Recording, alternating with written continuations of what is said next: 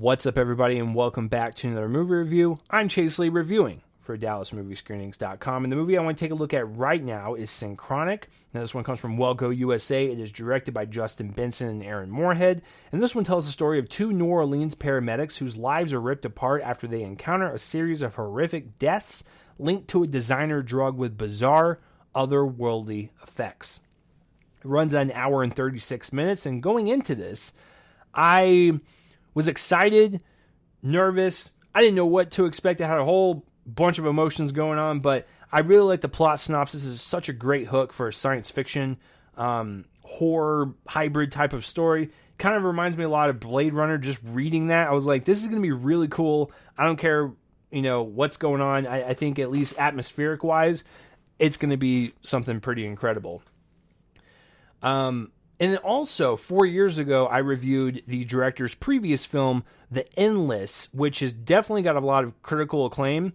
And if you find that review on my channel, I was kind of lukewarm to it. I'm dumb. Because I will admit that was wrong. The more I thought about it, the more I looked into theories and more of the philosophical meanings behind the film and just everything going on, I appreciated it a lot more, and that grade should definitely be higher. So whatever I said in that video, I can take it back. So past self, you're dumb. It is definitely not that grade. But The Endless is a very interesting film because it's super indie, it's low budget, but it's dealing with highly produced, expensive visual effects, but having that kind of weird science fiction element to it and time travel and all that stuff set in kind of this independent filmmaking world, it makes everything seem a little bit more believable and grounded, and so you're more invested into the story and just the chaotic things that are happening. So going into this one and reading the plot synopsis, knowing who the directors are, Anthony Mackie and Jamie Dornan are in this. They definitely got two at least B-level actors. I would say they're A-level. So, sorry about that. A-level, A-list actors to be in your next film. That's a huge get. So, after watching Synchronic, I really like this one.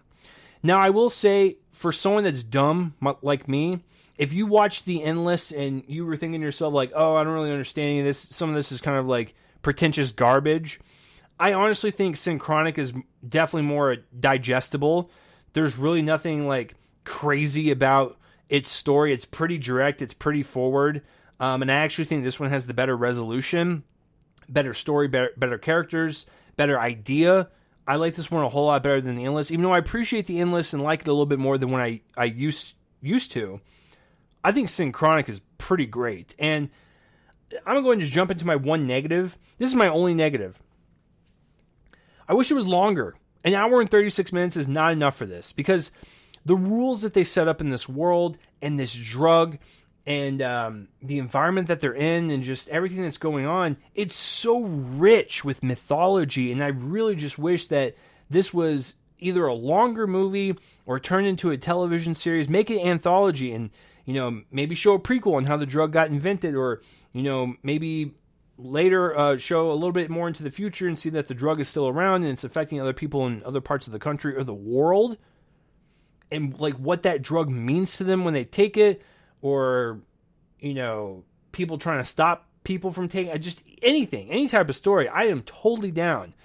This type of story and the kind of not MacGuffin, but the item that's used in this, the drug, I think it is prime for a television type of story. Make that thing sprawling. Make it feel more epic and it's more grand scale and it's going all over the place.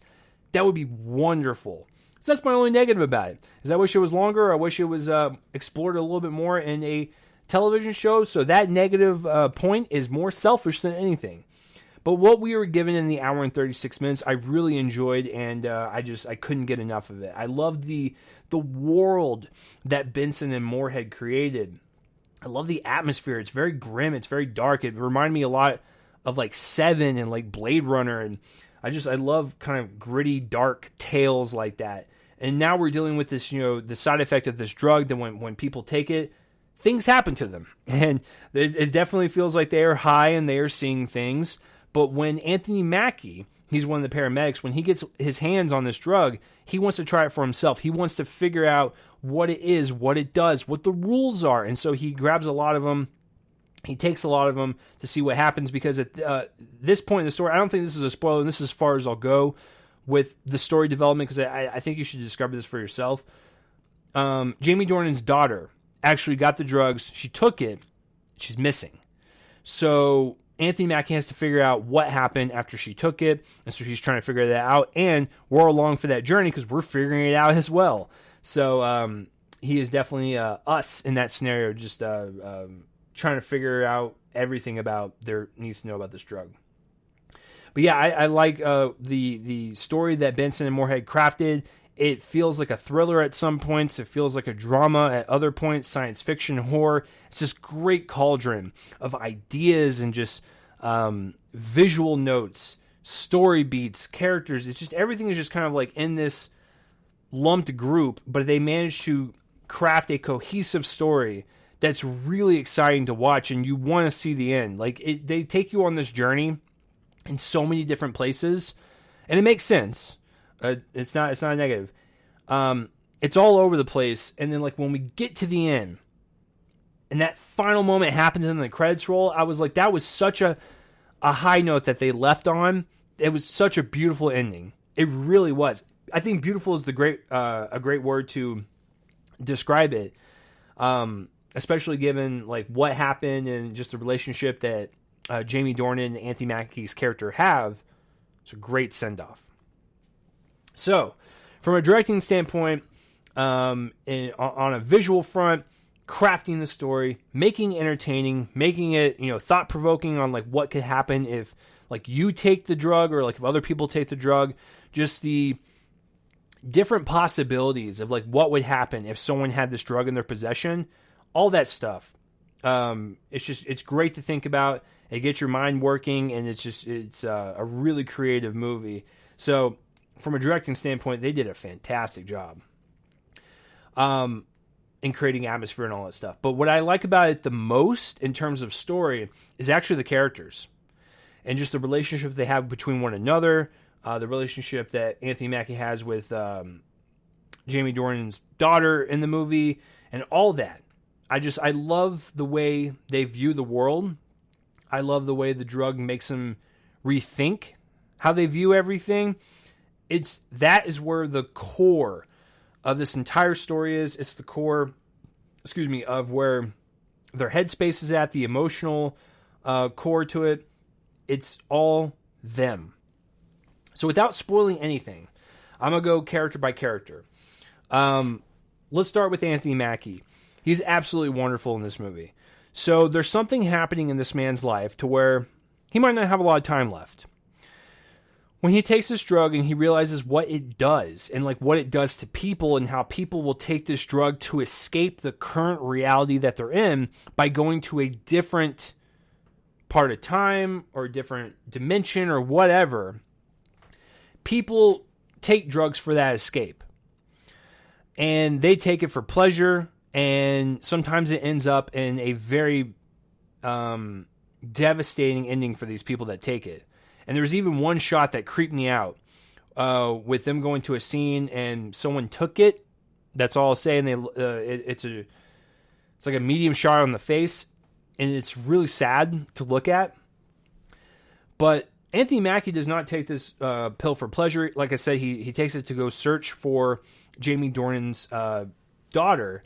And he's once again just trying to figure this out. He's understanding like what it does. And there's even a couple lines where he's when he comes back from his, let's just say, his trip off of the drugs, and it completely sums up to why it is stupid to take this drug. And also at the very end, I don't think this is spoiling anything, but one of the lines that I really enjoyed from his character, which really sums up just where his headspace is at, because he knows that he might not be around much longer. He's like, the present is a miracle. And it truly is. Living in the moment, soaking in those memories with the people that you're with, or like if you're by yourself and you're with your own thoughts. Just being here right now that is the gift. And so hearing him explain all that in the context that he is in, it's beautiful. It really is. I'm going to go back to that word because it really is. And it totally makes sense with what Benson and Moorhead are trying to get across. That's the whole point of this entire film and this story and the themes. The present, there's nothing like it. Don't try to time travel and go back to the past. Don't try to time travel and go to the future. Live in the moment. It's all about now and the memories that you create. So I loved his character and just the way he went about things. He went on this scientific adventure and we went along with it with him. He had a couple things happen to him when he was taking the drugs that honestly almost brought a tear to my eye because, like, he has to keep going with it, but, like, there's a lot of bad things that happen to him. And just that the present line killed me. Tearing up just thinking about it. And then at the very end, when the last moment he has with Jamie Dornan, just gorgeous. It's just like, oh my God, when that moment happened, the end shot and the credits roll, it was like Benson and Moorhead. You left on that emotional climax and it was chef's kiss. Loved it. Going to Jamie Dornan's character. So he has a family. His wife is actually played by Katie Aselton. Love her, by the way. If you have not seen The League, side note, watch that show. And then watch all the other movies that she's in because she has great taste. But anyway, she plays the wife, and you know he's got the daughter, and he's got another smaller kid, and so he seems to be comfortable with his life. He seems to be kind of just like nonchalant about things. Like he's working, he's coming home, he's working, he's coming home, he's hanging out with his wife and kids. It seems like he's in a bit of a rut. And I think with, you know, Anthony Mackie being his friend in the situation that he's in, he really puts his friend's life into perspective. Like when he says that present line, and he makes Jamie Dornan kind of understand what this drug does and how it changed his mindset. It kind of changes his mindset, and it makes him want to live in the moment. It makes him want to care about more of the surroundings in his house with his wife and his daughter, and it really makes him wake up to the fact that there are no redos. Time is moving forward constantly. It's all of our enemies, and you need to live in the moment because before you know it, it's over. And so having Anthony Mackie go through this journey of personal discovery and just reflection, it is then poured on to Jamie Dornan, and it completely changes his perspective on how he views life now. It gets him out of that rut. Once again, beautiful. That friendship is just, it was, the last final moments is like, it makes you just appreciate like the whole entire story that you saw before, but like just the relationship that they have, you can definitely tell that like they are friends till the end for sure. But I like Jamie Dornan's portrayal of it. You know, I know he gets the butt of the joke all the time, like, oh, it's the 50 Shades of Grey guy. He's great in other stuff, by the way, folks. This is not stop it with all that, you know, Robert Pattinson, Kristen Stewart, Twilight. No. These people can do great things outside of their trash franchises. But Jamie Dornan is definitely good. And they have that type of friendship to where like they don't really agree on much. They have a lot of conflicts, but like they seem to like get along on each other's good sides quite a bit, and like they're great coworkers. So like there is that kind of like yin and yang dynamic that I really enjoyed with both of them. But there's a couple of scenes with like Jamie Dornan, like Katie Aselton, that I really liked because it really kind of showcased like the emotional weight that's on this man's shoulders and everything, and like, you know, why he feels the way he feels and everything. Yeah, it's a really great supporting character, because you would think with these two as the title characters they would be co-leads. This is Anthony Mackie's story. I really do. Like, I think he's a step above Jamie Dornan when it comes to the cast list, but great dynamic between both of them. And I think everyone else is fine. Katie Aselton, she probably has the better scenes out of the bunch in terms of like supporting work. The daughter is okay, and some of the other players involved are pretty good. Without spoiling anything, I think some of the other supporting characters, like when the drug is taken, I think they did a great job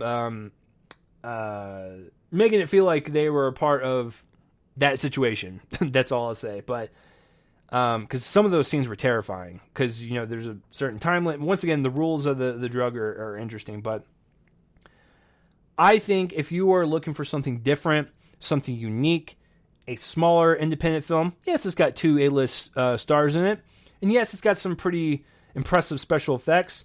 It's still low budget though.